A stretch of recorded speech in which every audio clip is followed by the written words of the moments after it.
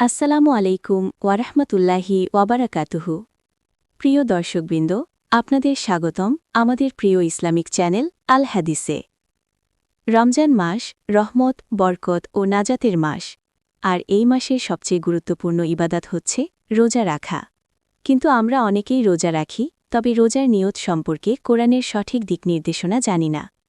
আজকের ভিডিওতে আমরা জানব রোজার নিয়ত কি, কোরআনের নিয়ত সম্পর্কে কি বলা হয়েছে, রোজার নিয়ত কিভাবে করতে হয়। প্রিয় ভাই ও বোনেরা, রোজা ইসলামের ৫টি স্তম্ভের একটি। আল্লাহ তাআলা পবিত্র কোরআনে সূরা আল বাকারার ১৮৩ নম্বর আয়াতে বলেন, হে ঈমানদারগণ, তোমাদের ওপর রোজা ফরজ করা হয়েছে, যেমন ফরজ করা হয়েছিল তোমাদের পূর্ববর্তীদের ওপর, যাতে তোমরা তাকওয়া অর্জন করতে পারো। সূরা আল বাকারা ১৮৩। এই আয়াত থেকে আমরা বুঝতে পারি রোজার মূল উদ্দেশ্য হল তাকওয়া অর্জন করা। আর তাকওয়া অর্জনের জন্য সবচেয়ে গুরুত্বপূর্ণ বিষয় হল নিয়ত। কারণ নিয়ত ছাড়া কোনো ইবাদত আল্লাহের কাছে গ্রহণযোগ্য হয় না। রাসূলুল্লাহ সাল্লাল্লাহু আলাইহি ওয়াসাল্লাম বলেছেন, নিশ্চয়ই সব কাজ নিয়তের ওপর নির্ভরশীল। সহিহ বুখারী ও মুসলিম।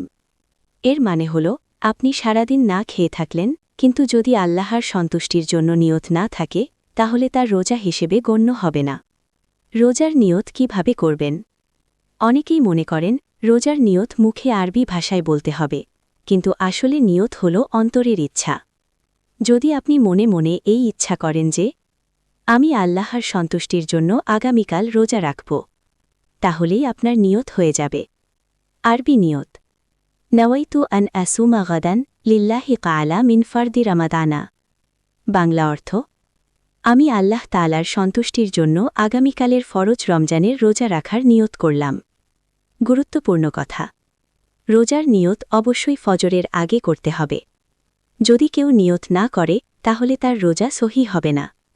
প্রিয় দর্শকবিন্দু, রোজা শুধু না খেয়ে থাকা নয়, বরং এটি একটি নিয়তের ইবাদত। তাই আমাদের উচিত প্রতিটি রোজা আল্লাহর সন্তুষ্টির জন্য খাঁটি নিয়তের সাথে পালন করা।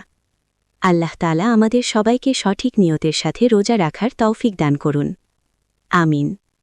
ভিডিওটি ভালো লাগলে লাইক দিন, শেয়ার করে অন্যদের জানার সুযোগ করে দিন, এবং ইসলামিক ভিডিও পেতে আমাদের চ্যানেল আল হাদিস সাবস্ক্রাইব করুন।